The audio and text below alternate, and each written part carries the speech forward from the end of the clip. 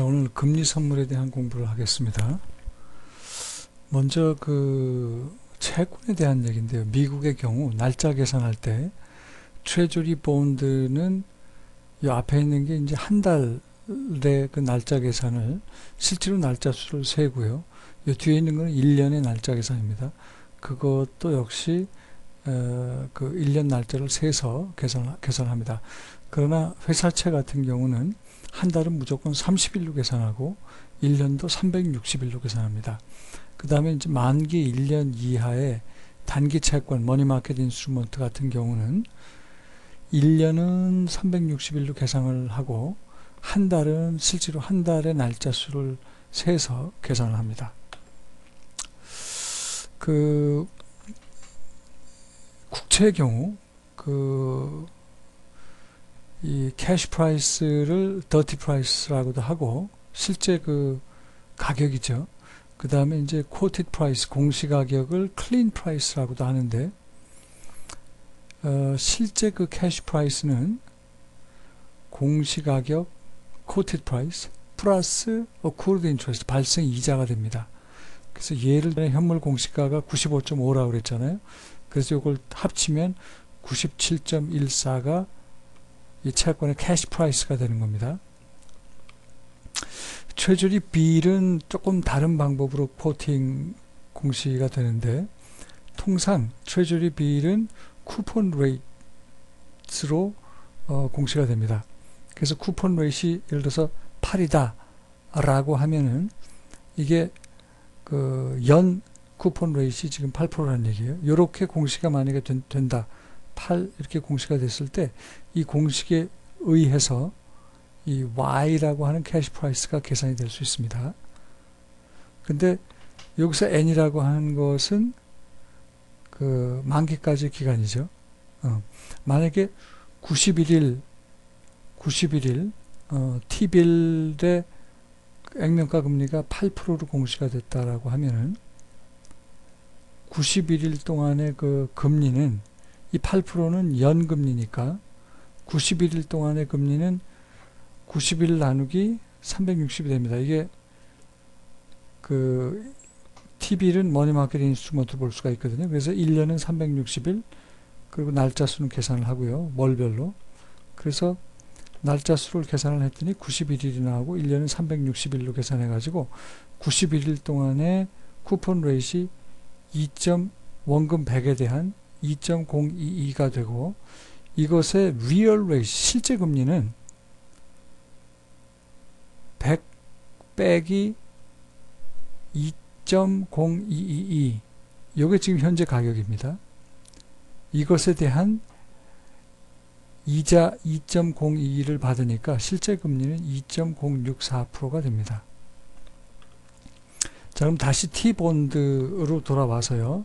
T본드가 이거였습니다. 이거를 현물의 경우는 캐시 프라이스가 이렇게 결정이 된다. 근데 T본드의 선물의 경우는 숏 포지션이 받게 되는 캐시 프라이스가 이렇게 계산이 됩니다.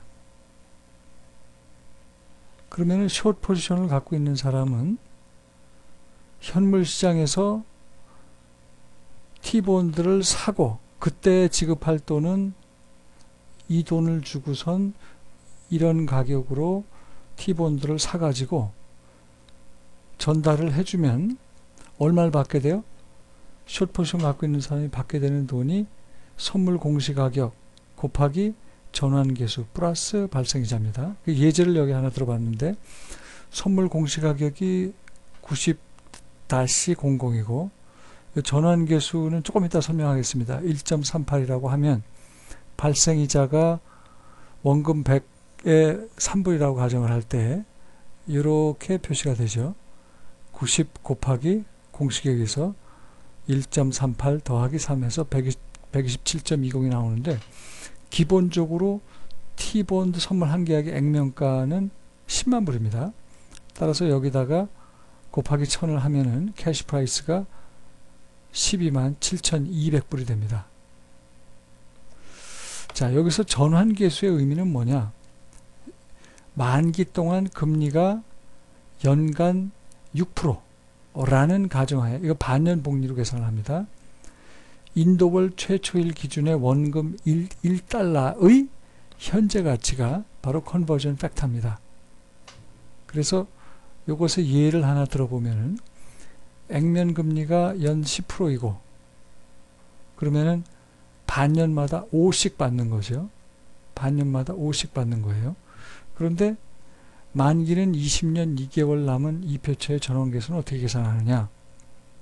이 전환계수 계산을 위해서 이 채권이 정확히 20년 만기라고 가정을 하고 최초 이자 지급일이 6개월 후라고 가정을 하면, 자, 금리를 뭘로 계산을 해요? 금리가 6%라고 가정을 하고 현재 가치를 구하는 거니까 금리가 연 6%니까 반년마다는 3%입니다. 그리고 액면 쿠폰이 10%라고 했기 때문에 반년마다 5씩 받아요.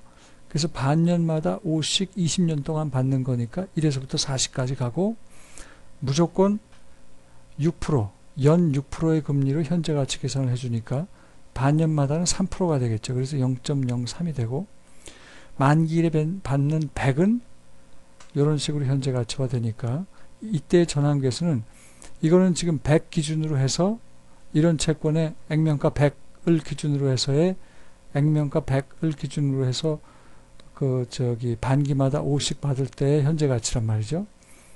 그러면 1을 기준으로 하면은 이걸 100으로 나눠줘야죠. 전환계수가 1.4623이 됩니다. 자, 이게 최저가 인도 채권이라는 개념이 있는데요. 그러니까 선물에서 숏포션을 취한 사람의 경우 받는 돈은 조금 전에 이 공식에 의해서 선물을 인도를 해주고 받는 돈이 이런 식으로 받는 거고,